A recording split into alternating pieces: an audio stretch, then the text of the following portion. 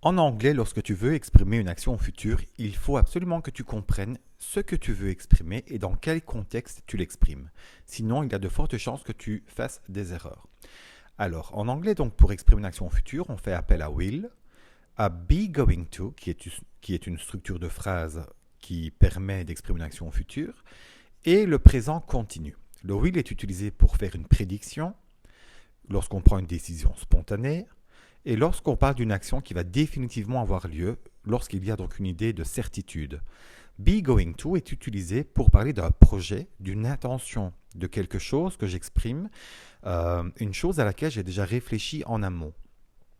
Et on l'utilise également pour une prédiction grâce à un indicateur visuel cette fois-ci. Donc contrairement au will, dans le cas du be going to, il y aura donc un indicateur visuel, un indice visuel.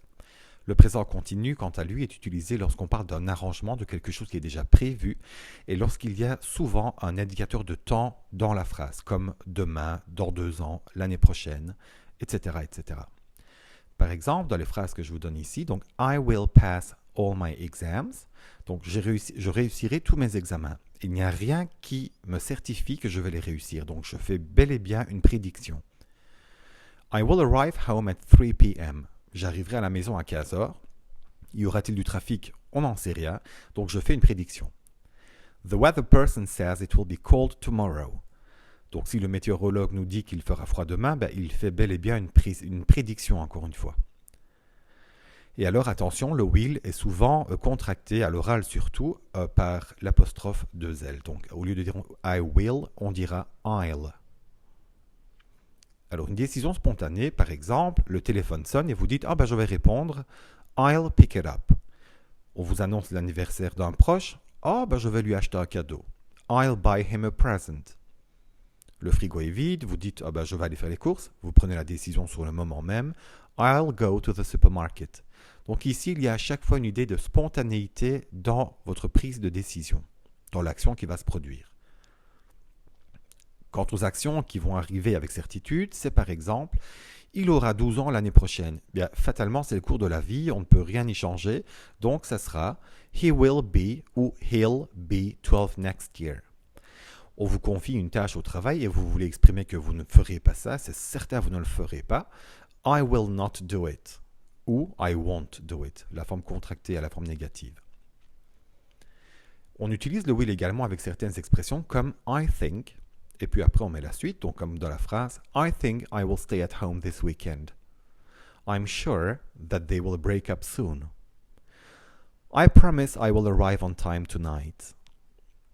I will definitely arrive a bit later. » Et ici, on remarque que le « definitely », comme avec le « probably » qu'on va voir dans quelques secondes, se place entre le « will » et le verbe. She will probably find a solution to solve her problem. Alors, il y a encore d'autres expressions, mais ici, j'ai pris les plus communes. Comme ça vous permet de comprendre dans quel cas on utilise le will. Le be going to, donc, comme je vous l'ai dit tout à l'heure, on l'utilise lorsqu'on parle d'une action, lorsqu'on exprime une action à laquelle on a déjà réfléchi. Donc, si je vous dis « I'm going to work in Spain after I graduate », ça signifie que j'ai déjà réfléchi au pays dans lequel je veux travailler après l'obtention de mon diplôme, et ça sera l'Espagne. Donc, je vais travailler en Espagne, c'est déjà réfléchi et c'est planifié. I'm going to visit my grandparents, encore une fois, donc l'action de rendre visite à vos grands-parents, eh bien, elle a été réfléchie et c'est devenu une intention, c'est devenu un projet, c'est ce que vous allez faire. Alors, lorsqu'on a un indicateur visuel, comme par exemple « It is going to rain », si les nuages sont gris, qu'il y a du vent et qu'on voit qu'il va pleuvoir, on utilisera « be going to ». Un autre exemple qui est très commun, « Mary is pregnant, she is going to have a baby ». Bien, fatalement, si Marie est enceinte, elle finira bien par accoucher. En tout cas, je lui souhaite. Alors, the girl is going to dive into the water. On est sur une plage ou à la piscine et on voit qu'une jeune fille s'apprête à sauter dans l'eau. Elle est soit sur un plongeoir ou soit elle est mise d'une manière à nous faire penser qu'elle va donc sauter dans l'eau. Et donc, ça sera is going to dive into the water. Le présent continu, lui, on l'utilise lorsqu'on parle d'une action qui est arrangée, planifiée et c'est certain, ça va se passer. Donc c'est vraiment quelque chose qu'on a prévu de faire. Et donc, comme dans la phrase « I am flying to Spain tomorrow », eh bien, le fait de partir en Espagne, ben, c'est arrangé, c'est bel et bien prévu. Et donc, j'y vais demain. I'm going to the restaurant tonight. Eh bien, j'y ai déjà pensé avant, c'est certain, j'y vais, c'est arrangé, c'est dans mes plans. Donc, le fait d'aller au restaurant ce soir est déjà arrangé, planifié. Et on remarque aussi que dans les deux phrases ici, on a un complément de temps, un indicateur de temps comme tomorrow et tonight. Donc, je vais en Espagne demain et je vais au restaurant ce soir. Ici, on va faire quelques petits exercices. Donc, tu souhaites exprimer que tu pars en Islande demain. Ton voyage est prévu depuis 3 mois. Alors, quelle proposition vas-tu cocher comme réponse?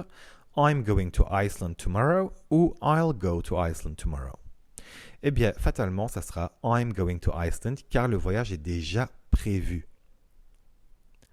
Ton ami te dit qu'il fait très froid dans la pièce dans laquelle vous êtes et vous lui proposez donc d'activer le chauffage. I'm going to turn the heating on, I'm turning the heating on ou I'll turn the heating on. Eh bien, comme c'est une décision qu'on prend sur le champ, ça sera I'll turn the heating on. Tu vas au cinéma ce soir, c'est prévu, tu veux dire à ton interlocuteur, donc vous y avez déjà réfléchi, c'est planifié, c'est prévu, on y va. I'm going to the cinema tonight, I'll go to the cinema tonight. I'm going to the cinema tonight. C'est déjà prévu.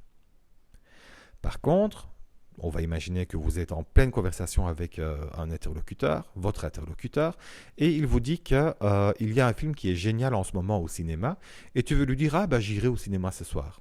La décision, je la prends quand? Je la prends maintenant. C'est une décision spontanée. Et donc, on utilisera « I'll go to the cinema tonight ». Même s'il y a un complément de temps, le tonight. La décision est prise sur le moment même. Il y a de la neige sur la route, tu vois une voiture qui glisse et qui se dirige vers un arbre et tu peux observer que le monsieur qui conduit a perdu le contrôle de la voiture. On se doute bien que le monsieur va avoir un accident. Eh bien, the man will have an accident, the man is going to have an accident ou the man is having an accident. Eh bien, is going to have, parce qu'on voit que la voiture est en train de glisser, il y a un arbre, il est hors contrôle et hop, il va avoir un accident. Donc, il y a des indices visuels. Tu pars en vacances demain, tu aimerais parler des activités que tu as l'intention de faire. Donc, tu as l'intention de faire, ça veut dire que tu y as déjà réfléchi. I'm doing shopping. I'm going to do shopping ou I'll do shopping. Eh bien, I'm going to do shopping. Voilà, j'espère que c'est clair pour toi et si tu as des questions, n'hésite pas à les poser en commentaire. À bientôt!